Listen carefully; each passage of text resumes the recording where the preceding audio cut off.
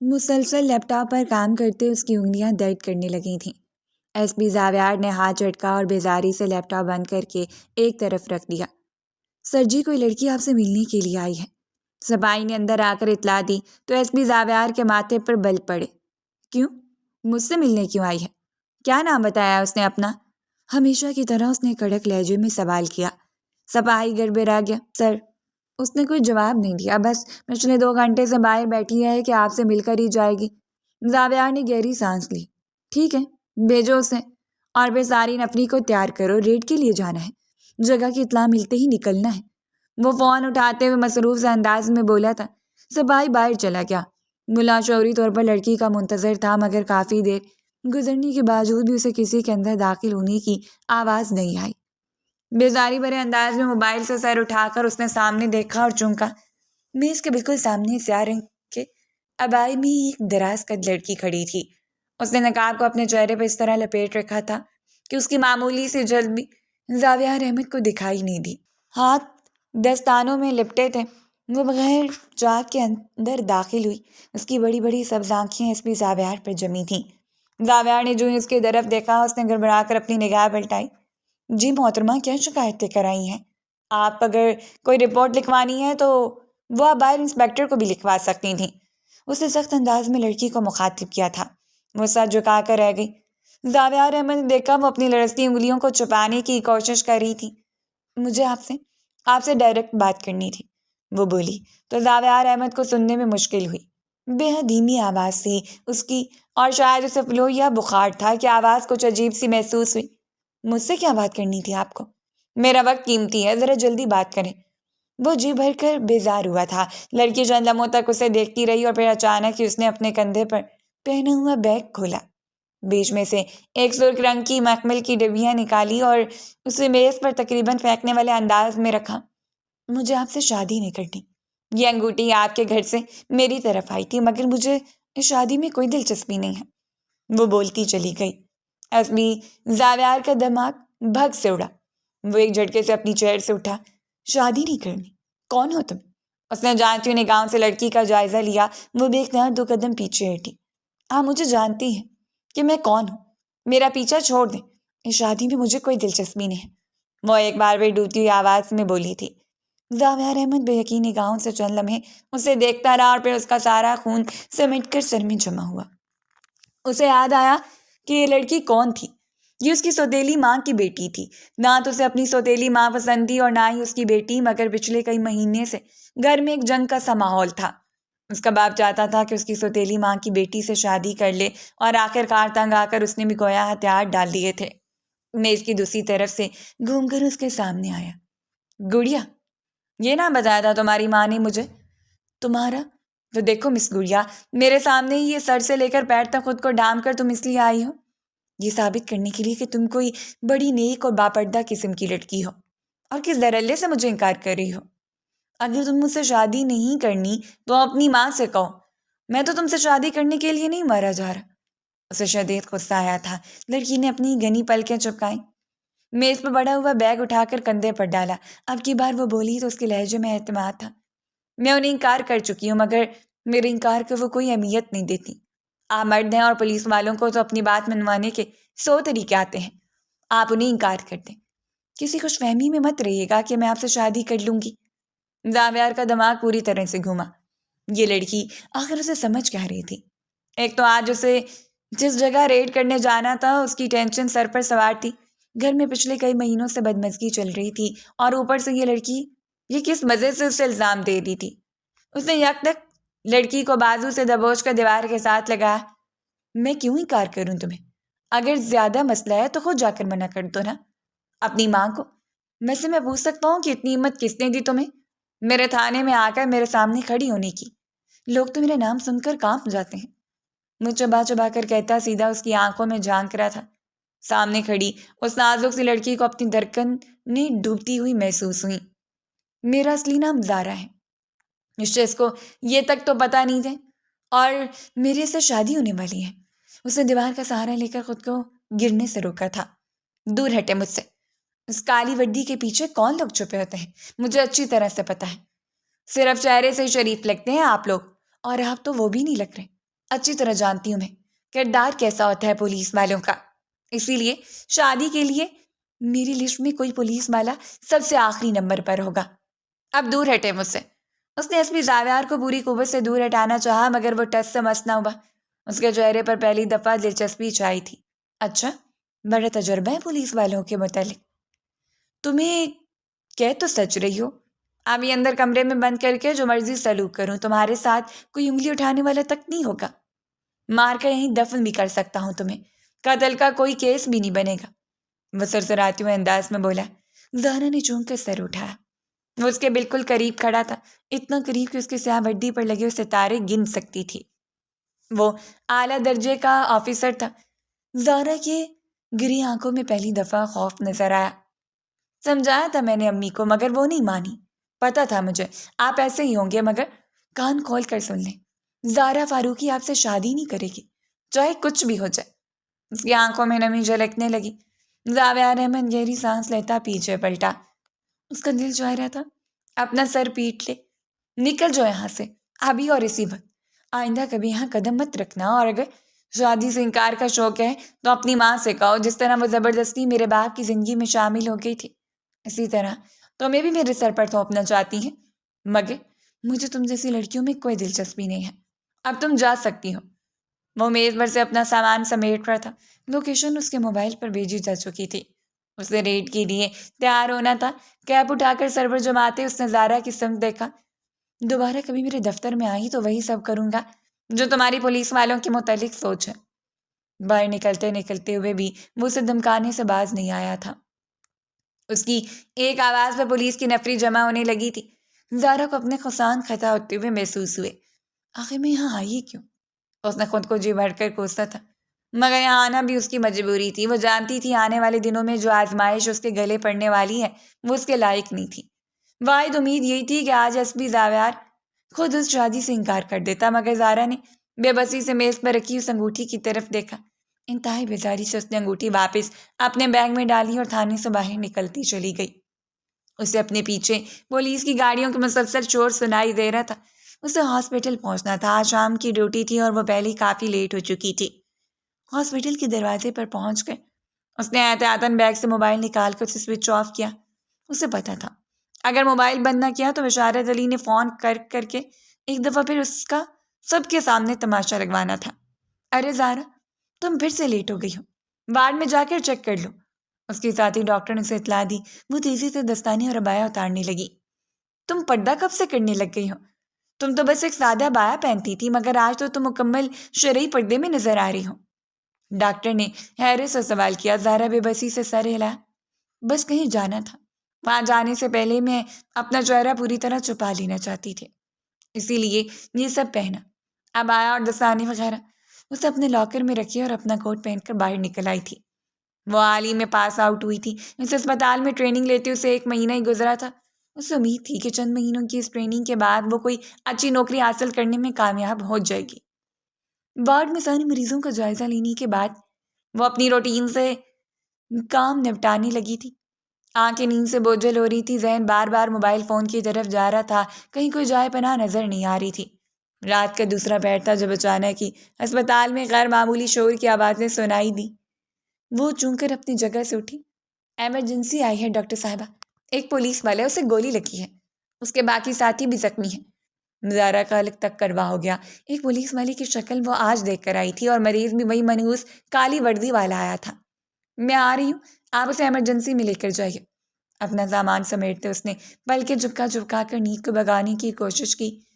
وہ اس سے چلتے ہوئے جس وقت ایمرجنسی روم میں داخل ہوئی، سٹاف اور نرسیں مریض کو بیڈ پر لیٹا چکے تھے۔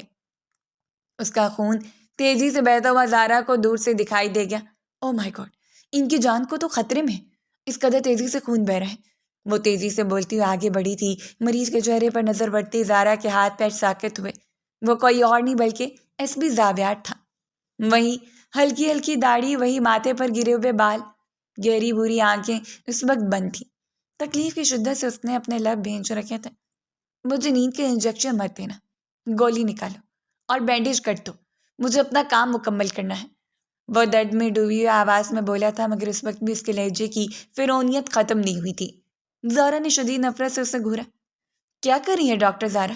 اس وقت ہاسپٹل میں اور کوئی ڈاکٹر موجود نہیں ہے، آپ کو یہ آپریشن کرنا ہوگا۔ سرجن ڈاکٹر شہر سے باہر ہے، انہیں آتے آتے وقت لگ جائے گا۔ اسے اپنے ساتھی ڈاکٹر کی آواز سنائی دی تھی، اس کے قدموں تلے سے زمین نکلی۔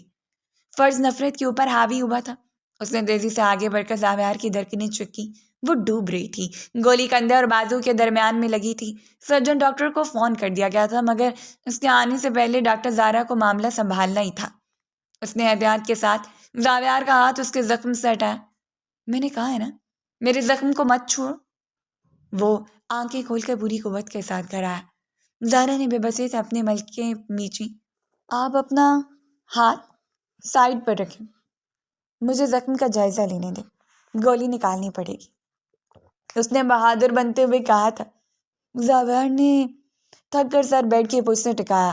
خود پر جو کہ اس ڈاکٹر کے نرم ہاتھوں کو وہ خود پر محسوس کر رہا تھا، وہ دھیرے دھیرے اس کے زخم کا جائزہ لے رہی تھی۔ گولی سامنے ہے، زیادہ دیر نہیں لگے گی، آپ خون کا بندوبست کریں۔ اس نے اسٹاف کو اطلاع دی۔ کوئی ضرورت نہیں مجھے خون کی بوتلیں چڑھانے کی، جتنا کہا ہے اتنا کرو، وہ پھر کراہتا آواز میں بولا تھا۔ زارا نے سر جھٹکا۔ ایک تو ویسے اس کی موجودگی اسے سہمائی جا رہی تھی، اور اوپر سے اس کے الفاظ کب کب آتے ہاتھوں سے وہ اپنا کام کرنے لگی تھی۔ انجیکشن کی سوئی اس کے بازو میں چبھی تو زاویار نے لب بھینچے۔ منع کیا تھا میں نے کہ مجھے کوئی نیند کا انجیکشن مت لگانا، وہ چڑھ کر بولا تھا۔ زارا نے سر اٹھایا۔ یہ درد کا انجیکشن ہے، آپ تھوڑی دیر کے لیے اپنا منہ بند رکھیے پلیز۔ اس کے بعد کے جواب میں وہ خاموش تو ہوا، مگر اس نے بغور زارا کا جائزہ لیا تھا۔ مصروف سے انداز میں وہ اپنا کام کر رہی تھی، اس کے خود پر جھکے ہوئے وہ محسوس کر سکتا تھا۔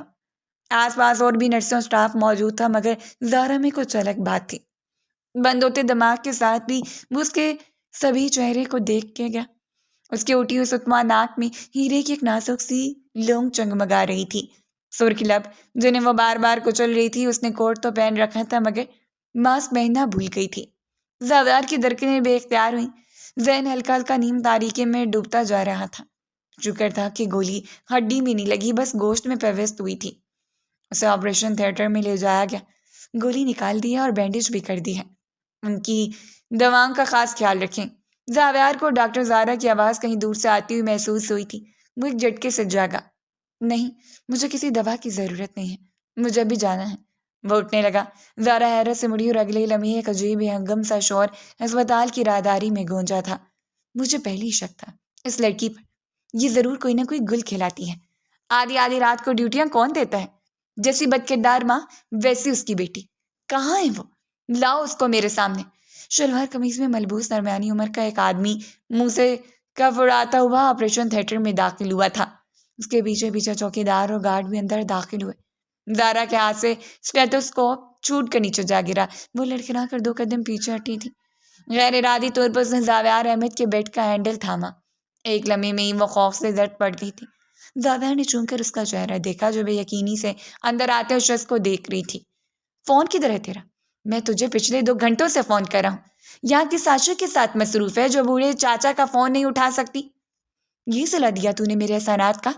وہ اندر داخل ہوا۔ اس کی مخاطب زارا تھی۔ مس زارا، آپ کے چچا کو کسی قسم کی کوئی تمیز نہیں ہے؟ یہ اسپتال ہے، یہاں ایسے معاملات نہیں ہوتے۔ آپ دونوں کے اگر گھر میں کوئی ایشو ہے تو آپ گھر میں معاملہ حل کریں، یہاں اسپتال میں نہیں۔ ڈاکٹر زارا کو ساتھی ڈاکٹر کی آواز سنائی دی تھی۔ ہر کوئی سوالیہ نگاہ سے اسے دیکھ رہا تھا، اور وہ بشارت علی کو جس نے ہمیشہ کی طرح ایک دفعہ پھر اسے سب کے سامنے رسوا کیا تھا۔ اگر تیری یہی حرکتیں رہیں تو میں تیری یہ نوکری چھڑوا دوں گا۔ پیسوں کی ضرورت تھی مجھے، نکال کر دے مجھے کچھ پیسے۔ میں جانتا ہوں تیری تنخواہ آ گئی ہے، میری ساری جمع پونجی تو تجھ پر لگ گئی۔ اب میں تجھ سے نہیں مانگوں گا تو اور کس سے مانگوں گا بھلا؟ بتاؤ، بھلائی کا تو زمانہ ہی نہیں۔ وہ کف اڑاتے ہوئے ڈھیٹوں کی طرح اس کے سامنے آ کر کھڑا ہو گیا تھا۔ زارا زمین میں گڑ کر رہ گئی۔ آس پاس موجود ہر شخص اسے دیکھ رہا تھا۔ آپ چلیں، میں آپ کو پیسے بھجواتی ہوں۔ ابھی تک تنخواہ نہیں ملی تھی اور میرے پاس زیادہ پیسے نہیں تھے، پچھلے ہفتے بھی میں نے آپ کو پیسے دیے تھے، وہ بمشکل بولی تھی۔ زمین پر جھک کر اس نے اپنا اسٹیٹوسکوپ اٹھایا۔ زاویار احمد کو اس کی آواز آنسوؤں میں ڈوبتی ہوئی محسوس ہوئی تھی۔ ایک لگاؤں گا ادھر سے، میرے سامنے جھوٹ بولتی ہے۔ بشارت احمد نے ہر حد پار کر لی تھی۔ ایس پی زاویار ایک جھٹکے سے اپنے بیڈ سے نیچے اترا۔ اسے زور کا چکر آیا، مگر اس نے ایک ہاتھ سے بشارت احمد کا گریبان پکڑ لیا تھا۔ لڑکی سے بات کرنے کی تمیز نہیں ہے؟ اگر یہ تیری رشتہ دار بھی ہے تو بھی تجھے جو تکلیف تھی اپنے گھر جا کر بات کرتا، یہاں سب کے سامنے تماشا لگانے کی کیا ضرورت تھی؟ اور مرد ہو کر ایک لڑکی سے پیسے مانگتا ہے، شرم نہیں آتی تجھے؟ ایس پی زاویار احمد نے اس کی آنکھوں میں دیکھتے ہوئے غرا کر کہا۔ بشارت احمد کے چہرے کا رنگ اڑا۔ ایک اور عاشق بسا لیا؟ پہلے اس کی وجہ سے نہ جانے کتنے لوگ مجھ سے لڑ چکے ہیں، اور اب ایک یہ پولیس والا، اس بار تو لمبا ہاتھ مارا ہے، نہ جانے پولیس والوں کو کہاں سے گھیر لیتی ہے یہ لڑکی۔ وہ ایک دم اونچی اونچی آواز میں رونے لگا تھا۔ زاویار احمد نے اپنے لب بھینچے۔ یقیناً بشارت ان لوگوں میں سے تھا جنہیں نہ اپنی عزت کی پرواہ ہوتی ہے اور نہ ہی کسی اور کی۔ آپ انہیں چھوڑ دیں پلیز، یہ میرے چچا ہیں، میں انہیں لے جاتی ہوں۔ زارا نے گھبرا کر زاویار احمد کے بازو پر ہاتھ رکھا تھا۔ وہ نرم پڑا، مگر بشارت علی پر نگاہ پڑتے اس کا خون ایک دفعہ پھر کھولا تھا۔ اس نے پوری قوت سے ایک زوردار گھونسا اس کے جبڑے پر دے مارا۔ وہ الٹ کر دور جا گرا۔ شکر کرو کہ اس وقت میں ایک مریض کے روپ میں ہوں، ورنہ پکڑ کر ایسا اندر ڈالتا تو قیامت تک بھی باہر نہیں نکل سکتے تھے۔ وہ چبا چبا کر کہتا چند قدم چل کر اس کے نزدیک آیا تھا۔ بشارت علی گڑبڑا کر زمین سے اٹھا۔ میں نے آپ سے کہا نا، آپ ہمارے گھر کے معاملات میں مت بولیں، پیشنٹ کو بیڈ پر لٹائیے۔ اس نے ایک ساتھ زاویار احمد اور نرس دونوں کو مخاطب کیا تھا۔ زاویار احمد نے چون کر اس کی سمت دیکھا۔ وہ گھبرائی ہوئی تھی، اس کی رنگت زرد پڑ رہی تھی، بار بار پلکیں جھپکا کر اپنے آنسوؤں کو روکنے کی کوشش کر رہی تھی۔ 23-24 سال کی نازک سی وہ لڑکی نہ جانے کتنی جنگیں ایک ساتھ لڑ رہی تھی۔ زاویار احمد کو وہ اچھی لگی، اتنی اچھی کہ اس کا جی چاہا وہ بشارت علی کو جان سے مار ڈالے، مگر اس نے خود کو روک لیا۔ نرس اس سے لیٹ جانے کا کہہ رہی تھی، اس کے ٹریٹمنٹ کا وقت ہو رہا تھا، مگر وہ بخور سفید کوٹ میں ملبوس اس لڑکی کو دیکھ رہا تھا جو تھکے تھکے قدموں سے اپنے چچا کے ساتھ جا رہی تھی۔ وہ صفائیاں دے رہی تھی، وضاحتیں کر رہی تھی، مگر اس کا چچا شکی نگاہ سے دیکھتے ہوئے رونق بھرے انداز میں آگے آگے چل رہا تھا۔ ایس پی زاویار نے اپنا سر جھٹکا۔ میرا فون کہاں ہے؟ اس نے کرخت انداز میں نرس کو مخاطب کیا تھا۔ وہ اس لڑکی کے متعلق ساری تفصیلات جان لینا چاہتا تھا، مگر اس سے پہلے اس سے بس کچھ ضروری کام نمٹانے تھے۔ نرس اسے دوبارہ بیڈ پر لے جانے کا کہہ رہی تھی، مگر وہ اسے آنکھیں دکھاتا اپنا سامان سمیٹنے لگا۔ وہ سخت جھنجھلاہٹ کا شکار تھا، اسے ریڈ میں ناکامی ہوئی تھی، اعلیٰ افسران کے مسلسل فون اور مجرم کے بھاگ جانے پر وہ شدید غصے میں تھا، اور اسے خود کو گولی لگنے کی بھی پرواہ نہیں تھی۔ سر، آپ کا زخم خراب ہو جائے گا اگر آپ نے دوائیاں نہ کھائیں تو، نرس اسے سمجھا رہی تھی۔ وہ جھنجھلاہٹ بھرے انداز میں پلٹا۔ نرس نے اسے انجیکشن لگایا، باقی دواؤں کا پرچہ لیتا وہ اسپتال سے باہر نکل آیا تھا۔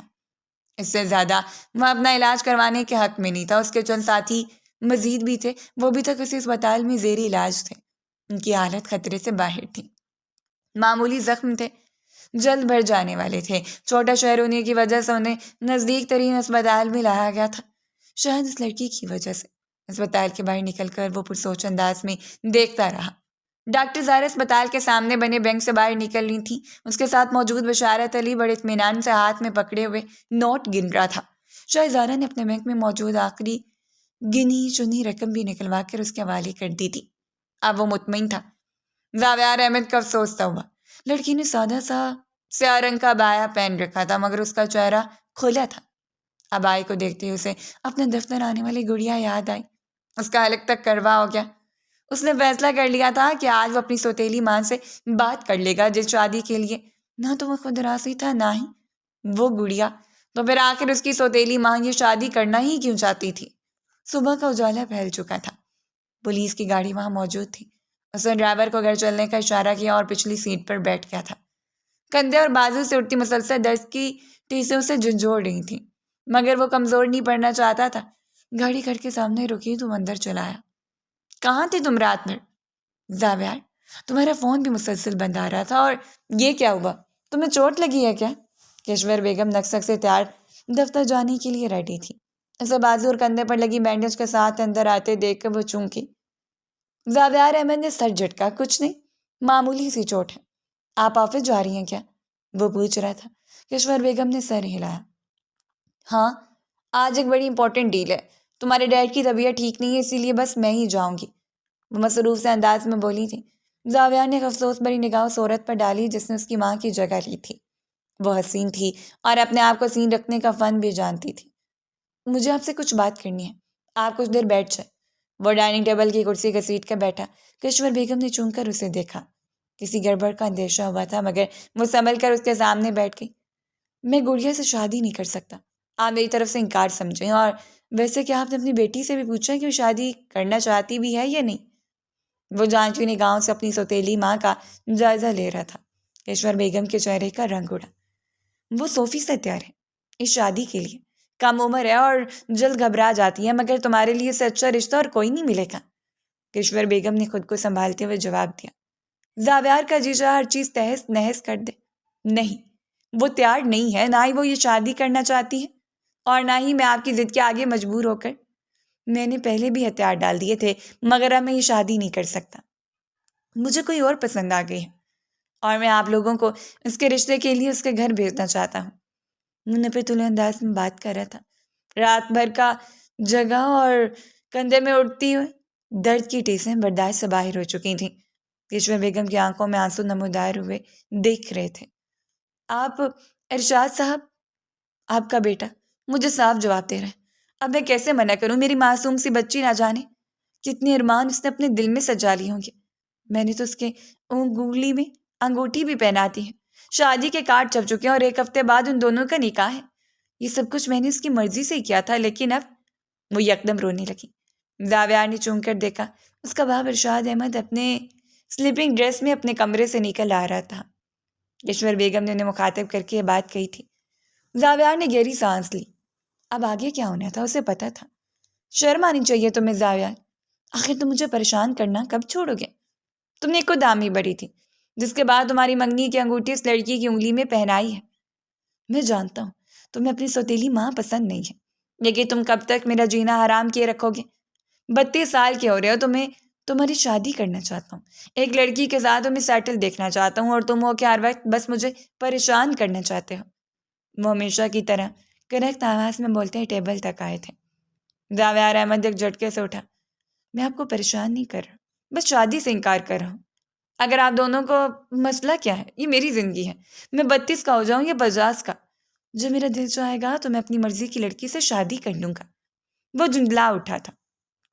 ارشاد احمد صاحب نے طنزیہ نگاہوں سے اسے دیکھا۔ تمہاری مرضی؟ ہاں، دیکھی ہے میں نے تمہاری مرضی۔ 18ویں سال میں ایک لڑکی کو بگا کر گھر لے آئے تھے تم، اور پتہ ہے صرف 2 گھنٹے بعد وہ تمہاری الماری میں سے سارا پیسہ نکال کر گھر سے بھاگ گئی۔ تمہیں تو اس سے محبت کا دعویٰ تھا، یہ تھی تمہاری پسند، اور میڈیکل کا 4تھا سال بیچ میں چھوڑ کر تم نے پولیس سروس جوائن کر لی، صرف اس لیے تاکہ تم مجھے پریشان کر سکو، صرف اس لیے تاکہ تم اپنے بوڑھے باپ کو تکلیف دے سکو۔ زاویار احمد کا غصہ جا کی طرح بیٹھا۔ ہمیشہ کی سنی ہوئی باتیں آج اسے ایک دفعہ پھر سننے کو ملی تھیں۔ اس کے چہرے پر افسوس پھیلا۔ آپ ان پرانی باتوں کو بھول نہیں سکتے؟ جب میں اس لڑکی کو بگا کر لایا تب میں صرف 18 سال کا تھا، اچھے برے کی تمیز نہیں تھی مجھے، مگر آج میں اپنا فیصلہ خود کر سکتا ہوں۔ وہ بمشکل بولا تھا۔ اس کے باپ نے ہمیشہ اسے انہی 2 باتوں کا حوالہ دیا تھا جن پر وہ ہمیشہ شرمندگی محسوس کرتا تھا۔ نہیں، تم اتنا اچھا برا اب بھی نہیں سوچ سکتے، تم صرف مجھے تکلیف دے سکتے ہو، کیونکہ میں نے تمہاری ماں کے مرنے کے بعد اپنی پسند کی عورت سے شادی کر لی، بس اسی بات کی سزا دیتے ہو تم مجھے۔ انہوں نے ایک بار میز پر پٹکا۔ زاویار احمد نے گہری سانس لی کہ کشور بیگم خاموش تھی۔ ایک جھٹکے سے کرسی دھکیلتا واپسی کے لیے پلٹا تھا۔ دونوں سے بات کرنا فضول تھا۔ اس کی سوتیلی ماں اس کے بعد کی پسندیدہ عورت تھی، اور وہ اس کی آنکھوں میں آنسو نہیں دیکھ سکتا تھا۔ لمبے لمبے قدم اٹھاتا وہ اپنے کمرے میں داخل ہوا۔ دھاڑ کی آواز کے ساتھ دروازہ بند ہوا تو شاہ صاحب افسوس سے سر ہلاتے پلٹے۔ تم شادی کینسل مت کرو، میں چاہتا ہوں کہ ایک اچھی لڑکی ملے تاکہ اپنی پرانی بے رنگ زندگی کو بھول جائے اور خوش رہے۔ مجھے یقین ہے گڑیا کے ساتھ وہ خوش رہے گا۔ انہوں نے کشور بیگم کو تسلی دی۔ وہ مسکراتے ہوئے اٹھ کھڑی ہوئی تھی۔ زاویار احمد جیسے اعلیٰ آفیسر اور جائیداد کے اکلوتے وارث کو وہ کسی صورت ہاتھ سے جانے نہیں دے سکتی تھیں۔ انہیں صرف اپنی بیٹی کی فکر تھی اور اس کا مستقبل ہر صورت محفوظ کر دینا چاہتی تھی۔ کمرے میں داخل ہوتے ہی ایس پی زاویار نے شرٹ کے بٹن کھولے۔ 1 ہفتے بعد نکاح؟ ڈیڈ کی بیوی نے ساری تیاریاں پوری کر لی ہیں۔ انکار جس طریقے سے میں کر سکتا تھا کر کے دیکھ لیا، مگر اب جو میں کروں گا وہ سب دیکھیں گے۔ اس کی پوری آنکھوں میں عجیب سی سوچ ہلکوری لے رہی تھی۔ وہ ایسی مزاج کا مالک تھا۔ وہ ٹین ایج میں تھا جب اس کی ماں کا انتقال ہوا۔ ارشاد احمد اور اس کی ماں کے درمیان ہمیشہ ہی سرد تعلقات تھے، ہمیشہ لڑائی جھگڑا ہی رہتا تھا اور اس لڑائی جھگڑے کے نتیجے میں وہ منتشر ذہن کے ساتھ بڑا ہوا۔ اسے اپنی ماں سے بے حد محبت تھی۔ جانتا تھا باپ اندر ہی اندر کسی اور عورت سے محبت کرتا اور اس کے اندیشے درست ثابت ہوئے جب ماں کے انتقال کے صرف 4 مہینے بعد ہی اس کے باپ نے کشور بیگم سے دوسرا نکاح کیا۔ زاویار احمد نے کچھ نہیں کہا، وہ خاموشی سے ان دونوں کو گھر کے اندر آتے دیکھتا رہا، مگر اس روز اس نے فیصلہ کر لیا تھا وہ ہر طریقے سے اپنے باپ کو زج کرے گا، اور اس نے ایسا ہی کیا۔ 17ویں سال میں اپنے کالج کی ایک لڑکی کو وہ شدید پسند کرنے لگا تھا، یہ جانے بغیر کہ وہ لڑکی صرف اس سے وقتی فائدہ حاصل کرنا چاہتی تھی، اور اس نے ایسا ہی کیا۔ اپنی کلاس کے سب سے امیر لڑکے کے ساتھ بھاگ کر وہ اس کے گھر آئی اور صرف 2 گھنٹوں میں ہی گھر میں موجود سارا قیمتی ساز و سامان، زیورات اور روپے پیسہ سمیٹ کر وہ فرار ہو چکی تھی۔ دوبارہ زاویار احمد کو کبھی نہیں دکھائی دی، مگر یہ غلطی اس کی زندگی کی سب سے بڑی شرمندگی بن گئی تھی۔ دل تو ٹوٹا ہی تھا، روح پر بھی عجیب سے زخم لگ گئے جنہیں سہتے وہ پہلے سے بھی زیادہ سخت مزاج بنتا چلا گیا۔ رشاد احمد اسے ڈاکٹر بنانا چاہتے تھے، وہ ملک کے مایہ ناز بزنس مینوں میں سے ایک تھے، روپے پیسہ ان کے لیے معنی نہیں رکھتا تھا۔ زاویار احمد ذہین تھا، مگر اس نے جان بوجھ کر میڈیکل کے 4تھے سال میں مزید پڑھنے سے انکار کر دیا۔ میں پولیس سروس جوائن کرنا چاہتا ہوں، مجھے میڈیکل میں کوئی دلچسپی نہیں ہے۔ چوئنگم چباتے اس اطمینان سے باپ کو جواب دیا تھا۔ وہ دنگ رہ گئے۔ صرف 1 سال رہ گیا تمہارا زاویار، آخر تم اپنے ساتھ یہ سب کچھ کیسے کر سکتے ہو؟ تم صرف مجھے تکلیف دینا چاہتے ہو؟ وہ غصے سے پھٹ پڑے تھے، مگر زاویار اطمینان بھرے انداز میں چوئنگم چباتا۔ اس نے وہی کیا جو اس کا دل چاہتا تھا، اس نے میڈیکل کی تعلیم ادھوری چھوڑی اور پولیس سروس جوائن کر لی تھی۔ کچھ وہ فطری طور پر ذہین تھا اور کچھ بہادر بھی کہ جلدی اس کے نام سے پہچانا جانے لگا، مگر اب اس نے میز پہ بڑا ہوا کارڈ دیکھا جو لفافے کے اندر تھا۔ یقیناً یہ اسی کی شادی کا کارڈ تھا جو کسی ملازم کے ہاتھ یہاں رکھوایا گیا تھا۔ بغیر کارڈ پر ایک نگاہ ڈالے اس نے کارڈ پھاڑ کر ٹکڑے ٹکڑے کیا اور اسے ڈسٹ بن کے اندر پھینک دیا تھا۔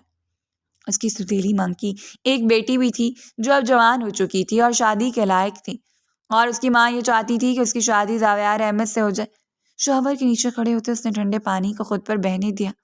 ذہن میں بار بار سنہری آنکھوں والی وہ لڑکی آ رہی تھی، لب کچلتے اس کے زخم کو سیدھے۔ وہ کتنی مہربان محسوس ہو رہی تھی اور پریشان بھی۔ احمد نے گہری سانس لی۔ اب بھول کے ڈیڈ، میں جو سوچ لیتا ہوں وہی کرتا ہوں۔ اگر آپ لوگ سیدھے طریقے سے میری بات نہیں مانیں گے تو میں اپنی انگلی ٹیڑھی کر لوں گا، مگر آپ کی اس گڑیا رانی سے شادی تو میں بھی نہیں کروں گا۔ ٹھنڈا پانی اس کے سر سے ہوتا ہوا کندھے اور کمر پر بہہ رہا تھا، بازو پر لگی ہوئی بینڈیج بھیگ رہی تھی، مگر اسے کوئی پرواہ نہیں تھی، وہ تو بس ذہن میں ایک نیا منصوبہ ترتیب دے رہا تھا۔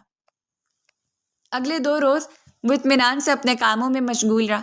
اسے خاموش دیکھ کر کشور بیگم اور ارشاد صاحب بھی مطمئن ہو گئے تھے۔ گھر میں شادی کی تیاریاں شروع ہو گئیں۔ اس دوران وہ جان بوجھ کر ایک دفعہ اسے ہاسپٹل گیا تھا اپنے زخم کا معائنہ کروانے۔ وہ اگر وہاں جا کر اسے پتا چلا کہ ڈاکٹر زارا چھٹی پر ہے اور وہ ہاسپٹل نہیں آ رہی، زاویار احمد کو جی بھر کر مایوسی ہوئی۔ شادی کا نزدیک آ رہا تھا اور وہ بھی تیار تھی۔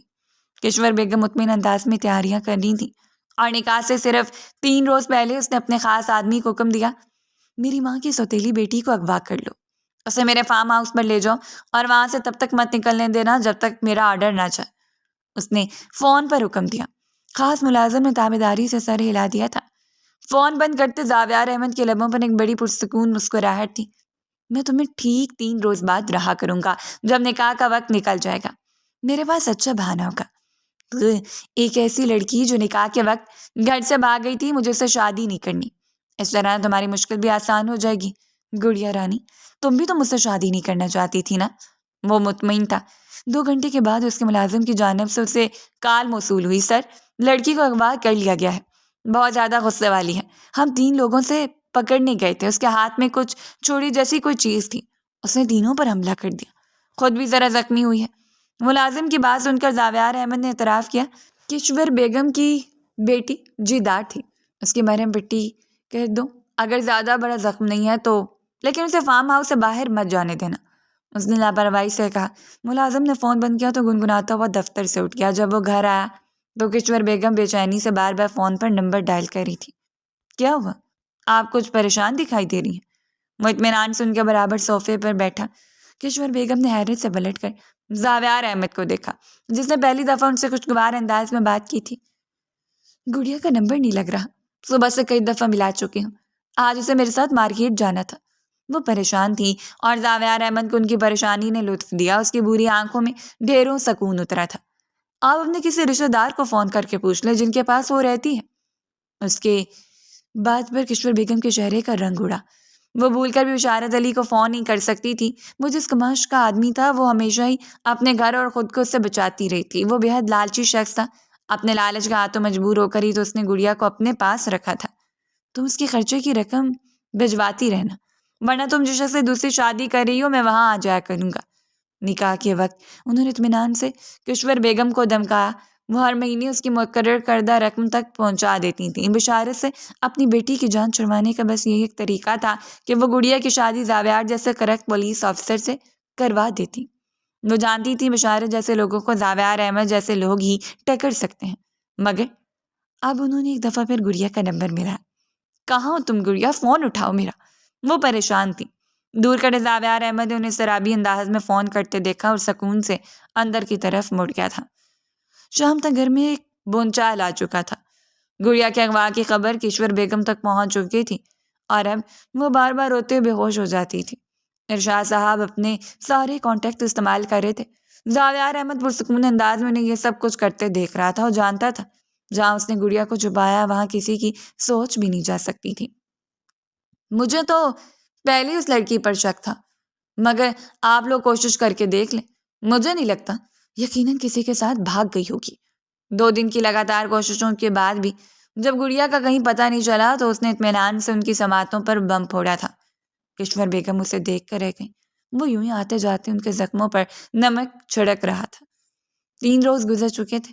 نکاح کا روز آن پہنچا تھا، مگر تاحال گڑیا کا کچھ اتا پتہ نہیں تھا۔ پتہ ہوتا بھی تو کیسے؟ وہ موبائل پر مسلسل اپنے ملازمین سے رابطے میں تھا جنہیں اس نے سخت احکامات دے رکھے تھے کہ گڑیا پر کڑی نگرانی رکھنی ہے۔ تیسرا روز بھی رات میں تبدیل ہوا تو اطمینان زاویار احمد کے اندر اتر آیا۔ نکاح کا دن گزر چکا تھا۔ مہمانوں کو اطلاع دے دی گئی تھی کہ دولہے نکاح سے پہلے ہی کہیں غائب ہو چکی ہے، سو اب زاویار احمد کی شادی نہیں ہو سکتی۔ مطمئن انداز میں گنگناتے ہوئے اپنے گھر سے باہر نکل آیا۔ اس کا ارادہ فارم ہاؤس جانے کا تھا، مگر اس سے پہلے ہی اس کا فون بج اٹھا۔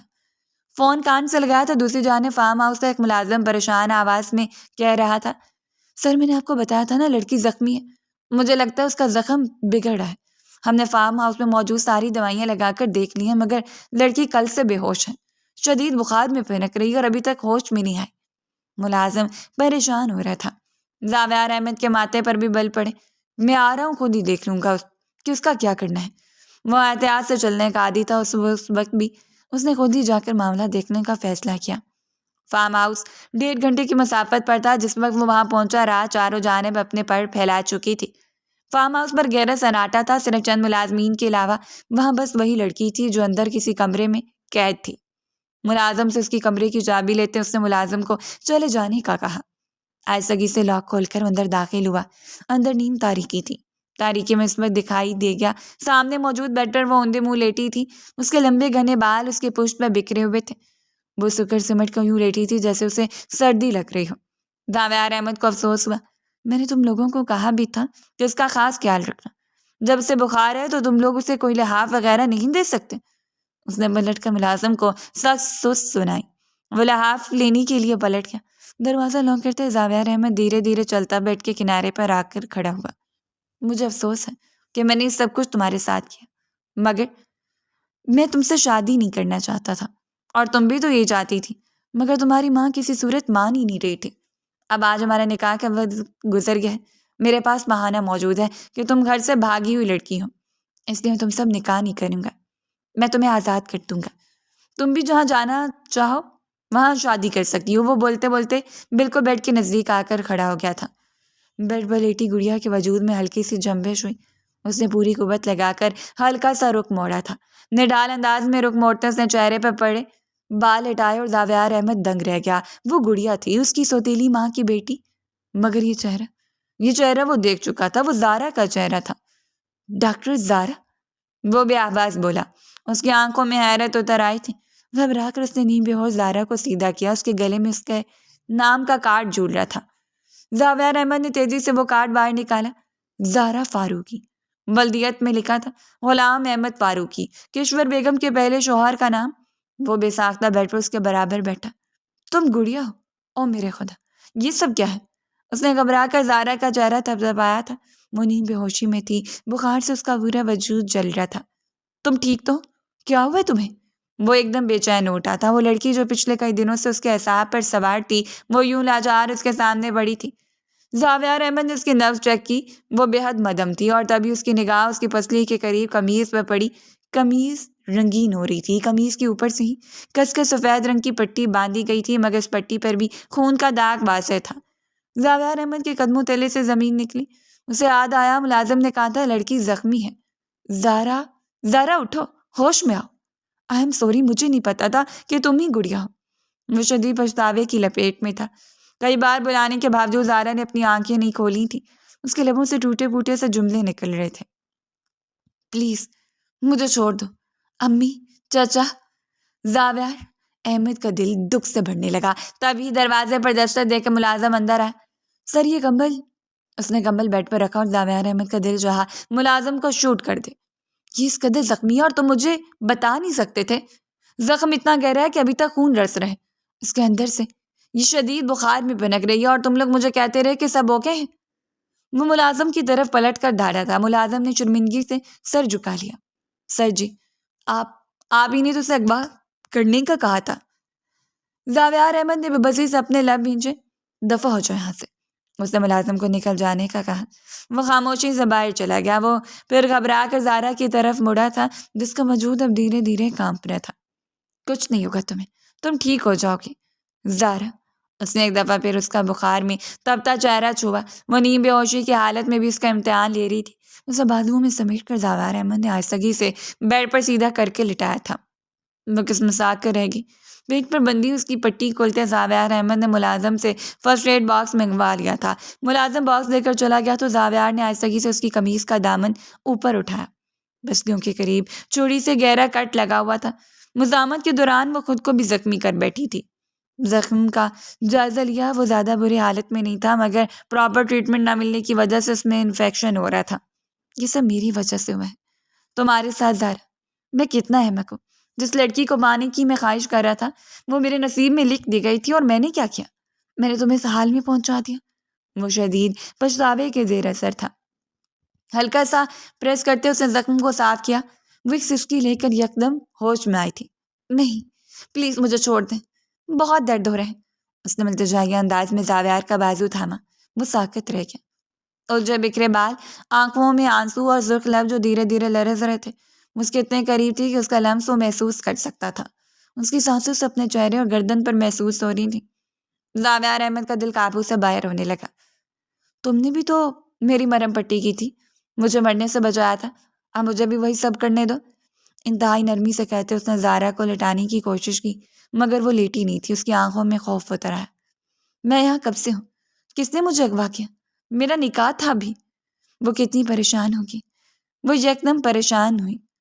بولی تھی، اس کی منہ سے آدھے جملے نکلے تھے اور آدھے نہیں۔ زاویہ نے شرمندگی سے رخ پھیرا۔ سب ٹھیک ہو جائے گا، میں تمہیں یہاں سے لے جاؤں گا۔ اسے بتا نہ سکا کہ یہ سب کچھ کرنے والا وہ خود ہی ہے۔ تم لیٹ جاؤ۔ اس نے زارا کو آہستگی سے تکیے پر لٹایا۔ اس کے بکھرے بال آہستگی سے سمیٹ کر اس نے ایک طرف ڈالے تھے۔ پلیز مجھے اپنے زخم کو چیک کرنے دو۔ زارا نے اپنی پلکیں میج لیں۔ اس کے زخم کو صاف کر رہا تھا۔ میڈیسن لگاتے اس کے وجود میں ہوتی ارتعاش کو محسوس کر سکتا تھا۔ انتہائی نرمی سے زخم صاف کرتے اس نے دوا لگائی اور ایک دفعہ پھر بینڈیج کر دی تھی۔ یہ میڈیسن کھا لو، تمہارا فیور ٹھیک ہو جائے گا۔ فرسٹ ایڈ باکس میں سے بخار اور درد کی دوا نکال کر ایک دفعہ پھر اس تک آیا۔ زارا نے آنکھیں کھولی نہیں۔ مجھے گھر جانا ہے، پلیز مجھے گھر لے کر چلیں۔ جن لوگوں نے مجھے اغوا کیا ہے کہیں وہ پھر نہ آ جائیں۔ وہ بری طرح سے خوفزدہ تھی۔ زاویہ نے گہری سانس لی۔ وہ اسے زیادہ دیر کی بات نہیں چھپا سکتا تھا۔ آہستگی سے اس کے برابر بیٹھتے ہوئے زاویہ نے اس کی طرف دیکھا۔ زارا، تمہیں میں نے اغوا کیا تھا۔ میں نہیں جانتا تھا کہ میری سوتیلی کی ماں کی بیٹی گڑیا دراصل وہی ڈاکٹر زارا ہے جس سے مجھے پہلی نظر میں محبت ہوئی۔ میں تم سے واقعتاً شادی نہیں کرنا چاہتا تھا۔ ہاسپٹل میں جب تمہیں دیکھا تو مجھے تم اچھی لگی۔ میں نے تمہاری امی سے بات کی تھی مگر انہوں نے میری بات سنی نہیں۔ نتیجتاً میں نے یہ پلان بنایا کہ ان کی بیٹی کو اغوا کر لوں گا اور بعد میں میرے پاس بہانہ ہوگا۔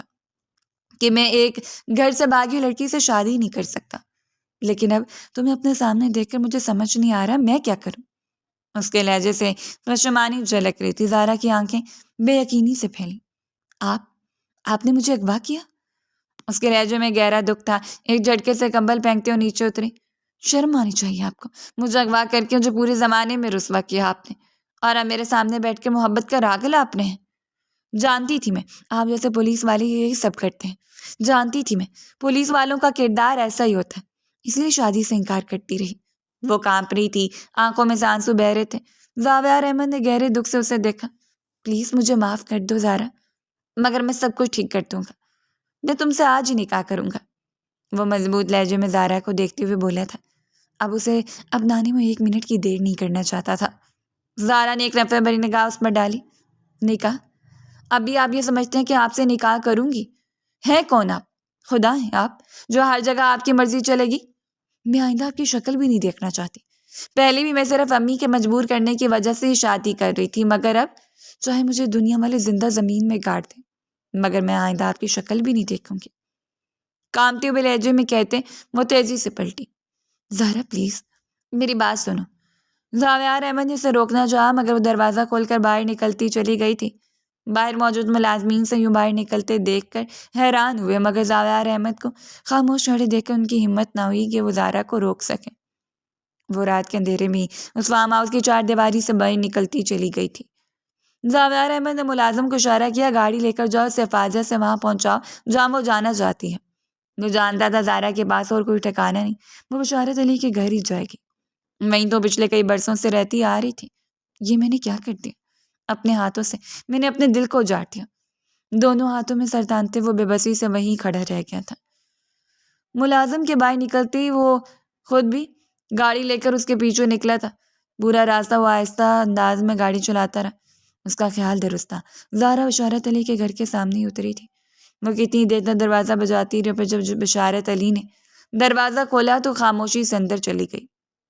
اندر کیا ہونا تھا اس بات سے منجان نہ تھا۔ گہری سانس لیتے ہوئے گاڑی واپس لے آیا۔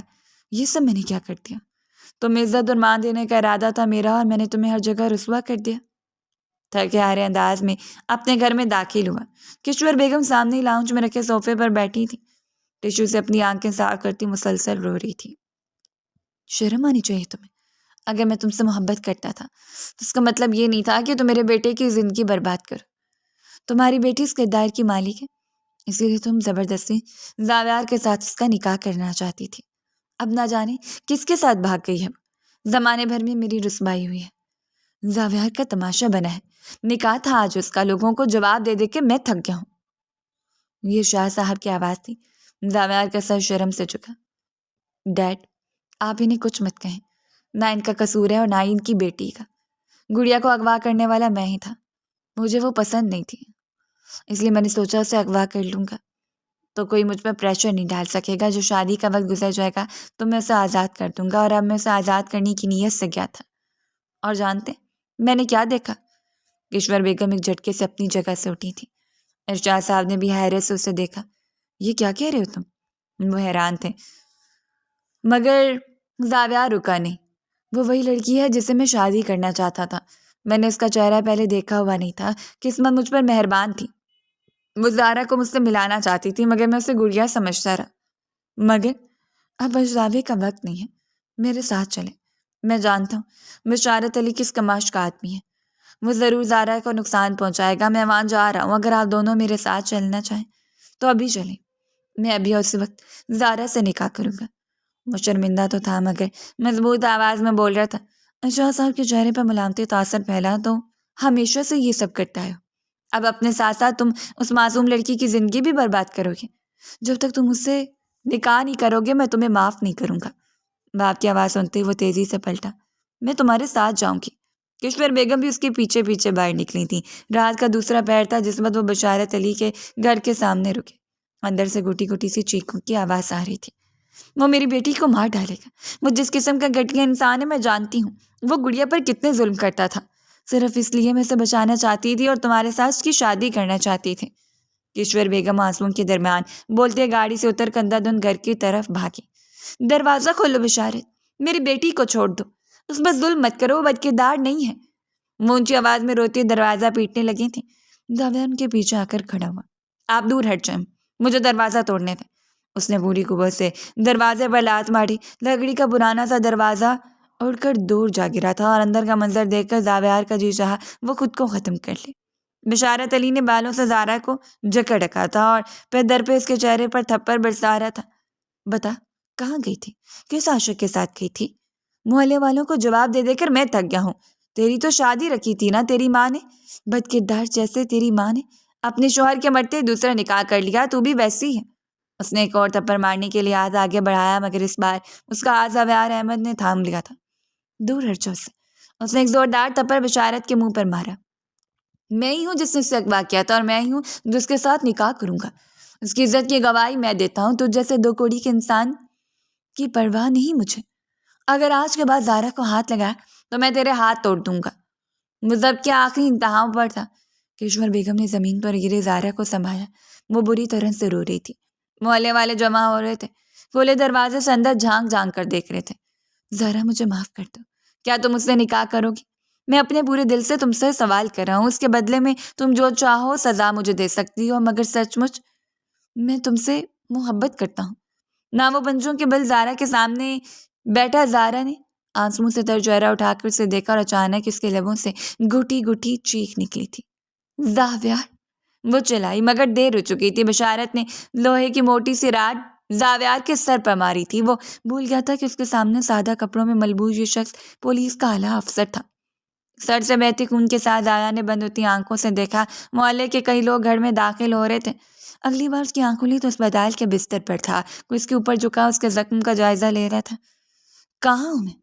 زاویہ نے پلکیں جھپکیں تو سامنے کھڑے شخص کا چہرہ واضح ہوا۔ وہ ڈاکٹر زارا تھی۔ آپ ہاسپٹل میں ہیں، اور ایک بار پھر میں آپ کی مرہم پٹی کر رہی ہوں۔ وہ مسکرا کر بولی تھی۔ زاویہ اسے دیکھ کر رہ گیا۔ اسے سب یاد آ گیا تھا۔ کیا تم نے مجھے معاف کر دیا؟ زارا، کیا تم مجھ سے شادی کرو گی؟ وہ ایک دم امید بھرے انداز میں بولا۔ زارا کے مسکراتے لب سمٹے۔ اس نے گہرا سانس لیا تھا۔ ہاں، میں نے آپ کو معاف کر دیا، مگر جو کچھ آپ نے کیا تھا وہ ٹھیک نہیں تھا۔ اگر میری جگہ کوئی اور لڑکی ہوتی تو اس کی پوری زندگی برباد ہو چکی ہوتی۔ اپنے بچپن کی محرومیوں کا بدلہ دوسروں سے نہیں لیتے۔ وہ نرم انداز میں کہہ رہی تھی۔ شاید کشور بیگم اسے سب کچھ بتا چکی تھی۔ زاویہ نے طمانینت بھرے انداز میں اس کا ہاتھ تھاما۔ تو پھر مجھے ابھی گھر جانا ہے، مجھے ابھی اور اسی وقت تم سے نکاح کرنا ہے۔ وہ اٹھ بیٹھا تھا۔ زارا نے اسے کندھوں سے پکڑ کر دوبارہ لٹایا۔ بالکل نہیں، آپ کل ڈسچارج ہوں گے اور میں اتنی روکی پھیکی شادی نہیں کروں گی۔ میں نے برائڈل ڈریس آرڈر کر دیا ہے، اسے آنے میں وقت لگے گا۔ وہ خوش تھی، اس کے چہرے سے چھلک رہا تھا۔ کشور بیگم اور شاہ صاحب اندر داخل ہو رہے تھے۔ زارا مسکراتے ان سے ملی۔ وہ ایک پرفیکٹ فیملی کا منظر تھا۔ زاویہ کو پہلی دفعہ اپنی سوتیلی ماں اچھی لگی تھی، اور پہلی دفعہ ہی اس کا خوش رہنے کا دل چاہا تھا۔ روشن چہرے والی زارا بھی اس کے ساتھ تھی۔ اس نے مسکراتے ہوئے خدا کا ڈھیروں شکر ادا کیا تھا۔ بشارت جیل جا چکا تھا، اور اب زاویہ اور زارا کی خوشیوں کے راستے میں کوئی رکاوٹ نہیں تھی۔